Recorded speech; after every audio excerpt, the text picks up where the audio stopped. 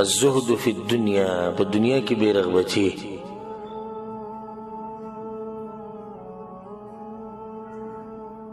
د مسلمان طریقه دا او شان دا دی که څوک په دنیا خوشحالیږي، اذا فرحوا بالدنیا فافرح انت بالله، نو ته د الله سره په تعلق او په محبت باندې خوشحاله شي. دنیا به څه خوشحالي کې پاتې شوي چاته نه نو خوشحالي وبېسکي. او که خلک خپل وخت پاس کوي په دې باندې چې خپل خپلوان او ملګري ډېر دي، نو ته خپل وخت د الله سره تېروه. وإذا تعرفوا إلى ملوكهم وتقربوا إليهم لينالوا بهم العزة والرفعة. او که دا خلک رابطې جوړوي د باچایانو سره او د مالدارو خلکو سره او د غټو خلکو سره چې دنیا او عزت ورته میلاوي شي، فتعرف انت الى الله، نو ته رابطه د الله سره جوړه کړه. الله بیا د دوی د باچایانو هم باچا دی، او دوی چې کوم مالدارو سره رابطې جوړوي د دوی د مال هم د الله د خزانو نه دی، نو ته د خزانو د مالک سره رابطه جوړه کړه. الله به دې بیا بیزاره کړي د دې مخلوقاتو نه، او الله به دې بیزاره کړي د دې دنیا د دې باچایانو نه او ملکانانو نه او خانانو نه او پلاني نه او علاني نه، په شرط دې چې کله ستا رابطه د رب العالمین سره مضبوطه شي. ما عندکم ینفد وما عند الله باق. څه چې تاسو سره دا ختمېدونکي دي، څه چې د الله سره دا همیشه پاتې کېدونکي، نو ختمېدونکي شي باندې اعتماد کول دا د کم عقل انسان کار دی.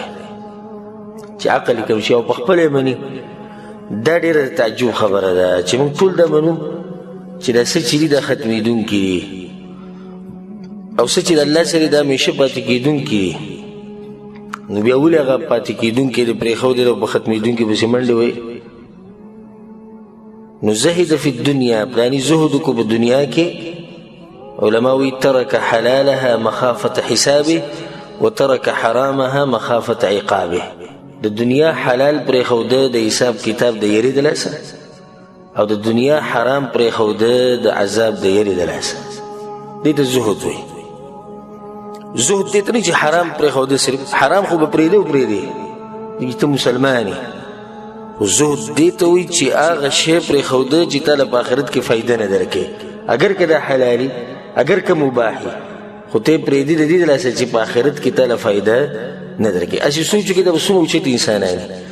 موږ هغه شی نشو پرېښودی چې په آخرت کې موږ له نقصان راکوي، نو هغه شی به څنګه پرېږدو چې هغه حلال دی او مباح دی، خو صرف دومره چې په آخرت کې فایده نه راکوي. لکه اوس یو ګناه کول دا خو په تا باندې واجب دی پرېښودی، ځکه چې په آخرت کې د دې د لاسه عذاب میلاوي.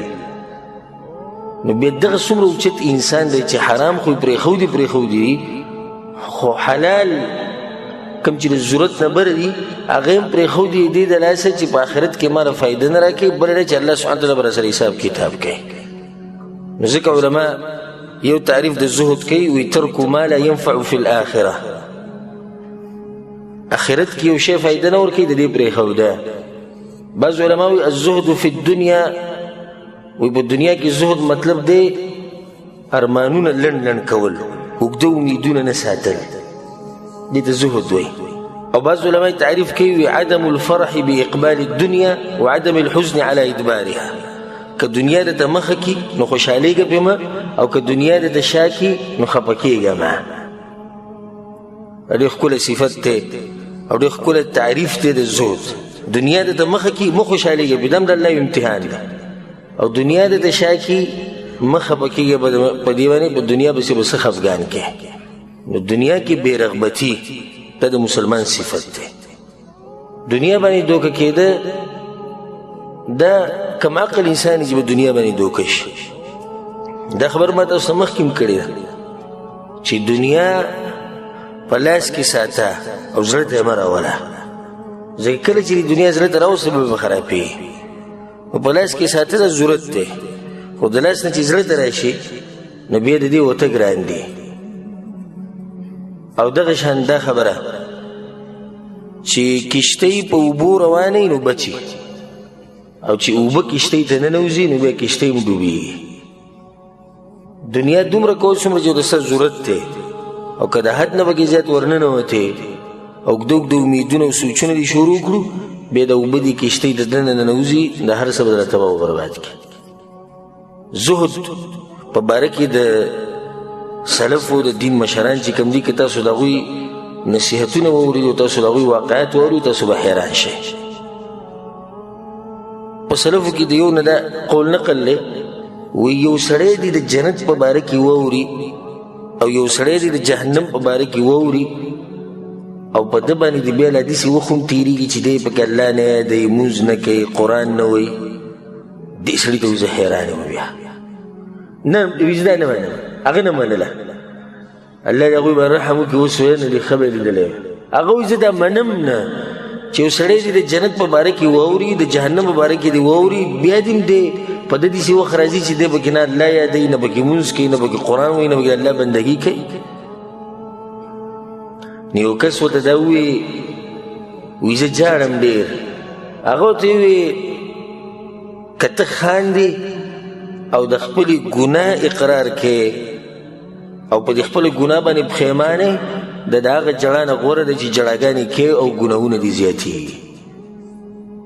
نو بیا ورته دغه کس ویي اوصني ما ته نصیحت وکړه او دې لپاره مې دا قول نقل کو ورته یې وي ناشنا نصیحت یې ورته وکړو د غوږ کېدی وی دع الدنیا لأهلها کما ترکو هم الآخرة لأهلها دنیا پرېږده دنیا پرستو ته لکه څنګه چې هغوی آخرت پرېښودی د آخرت والاو ته ته دنیا پرېږده لکه تاسو اوس د دنیا پرست خلک کښېنئ آخرت یې پرېښودی آخرت یې پرېښودی دی او دنیا یې خپله کړې ده نو دغه شان ته آخرت والا دنیا پرېږده دنیا پرستو ته ځکه به هغوی دا خبره کوله وایي که څوک د سره په دنیا کې مقابله کوي د دنیا رواله غوزار کوه ته چې ستا شو زه به دنیا باندې څه کوم بیا یې ورته وایي کن فی الدنیا کالنحله او په دنیا کې داسې ژوند تېروه لکه مچۍ چې مچۍ د ګبین دا مچۍ نه ان اکلت اکلت طیبه وان اطعمت اطعمت طیبه که په خپله څه خوري نو پاک خوري که چا له ورکوي هم پاک ورکوي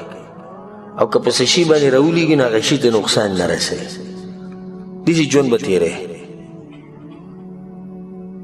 ابو سلیمان الداراني رحمه الله دغه نه چا تپوس وکړو وایي زهد څه ته وایي وایي لنډ جواب یې دا دی هر هغه شی پرېښوده چې الله نه دې مصروفه کړي یو شی ته الله نه اړوي بس پرېږده یو سړی ته یو شی ته دین نه اړوي د الله د دین نه دې اړوي د پیغمبر صلی الله علیه وسلم نه اړوي بس پرېږدي د زهد وایي. دا خبر هم د سلفو نه نقل ده چې د چا د دنیا سره زړه ولګېدو او په زړه کې د دنیا محبت پیدا شو آخرت محبت به د ده زړه نه وځي دا لازم خبره ده او دواړه یو ځای کېدی نه شي ځکه بعض علما دې مثال ورکوي لکه بنې چې په یو کور کې اوسېږي نو دوی یو ځای کېده ګرانې نه خلک بیا وایي غوره طریقه دا چې لرې یې ساته دغه شان دنیا او آخرت دوی مثال د بن دی د بنو دی دا یو ځای نه جمع کېږي چېرته یو سړی زه دنیا هم په زړه کې ساتم او آخرت هم په زړه کې ساتم ورته ته دروغجن یې دا کېدی نه شي یا به ځان د آخرت په بچو کې ګرځې یا به ځان د دنیا په بچو کې ګرځې یو کې به یې دنیا چا پوره کړې نه هغه دنیا پرست هم پوره کړې نه که هغوی پوره کړی وي موږ به وایو چې راشه موږ به کوم ځای کې لګیا یو او دا د سوچ او د حکمت خبره د یاد ساتئ کله چې دا ماشوم پیدا شي د مور د خېټې نه راوځي نو د لاس یې موټی کړی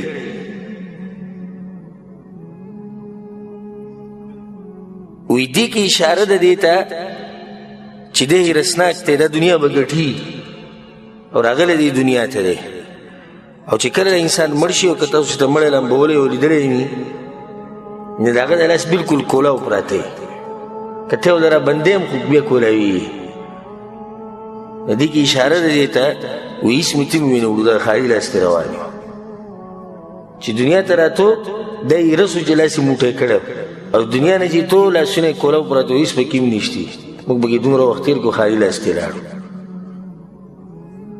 او بیا دې ته وګوره چې څنګه چې د مور د خېټې نه راوځي او د دنیا ته راشي هماغه شان د دې دنیا نه ځي. د اوسه پورې ما ته داسې مالداره کس وښایې او داسې جیدات والا وښایې او داسې باچایي والا وښایې چې هغه ځان سره خپله باچایي دې قبر ته وړي او هغه ځان سره خپل مال دې قبر ته وړی او خپل جیدات دې قبر ته وړی. هېڅوک داسې نشته. دنیا کې به سختې تېری، آخرت به درته میلاویږي. دنیا او آخرت که ته وایې چې د دنیا سره محبت کوم زړه مې لګولی، د آخرت سره محبت کوم زړه مې لګولی، بیا کار نه چلېږي. دنیا کوه او دنیا ته نه منع کوه، زړه ورسره مه لګوه. دنیا کول د ضرورت مطابق او دنیا سره زړه لګول په دواړو کې ځمکه او اسمان فرق دی. د جنید رحمه الله مبارک دا راځي ناشنا خبره کړې ده، وان الله عز وجل سلب الدنيا عن اولیائه. الله د دنیا د خپلو ملګرو نه اخیستې ده، وحماها عن اصفیائه واخرجها من قلوبهم. الله د خپلو ملګرو د زړونو نه د دنیا سره محبت دا ویستی. او چاته یو ورځ تپوس کوي زهد څه ته وایي، ډېر ناشنا جواب یې ورکوي. په قرآن کې شتي که نه، لكي لا تأسوا على ما فاتكم ولا تفرحوا بما آتاكم. مخه پکېږي په هغه څه پسې چې څه دنه پاتې شوي د الله نه یې درکړي او خوشحالېږي په هغه څه چې کوم الله درکړي. یعنې خوشحالي د تکبر او د فخره دا خوشحالي مه کوئ، دې ته وایي زهد. نو زاهد انسان لا يفرح من الدنيا بموجود ولا يأسف منها على مفقود. کوم دنیا چې اوسه په دې نه خوشحالي د آخرت په کار دی، او کوم دنیا چې ورته نه ده میلاو شي په هغې نه خفه کېږي.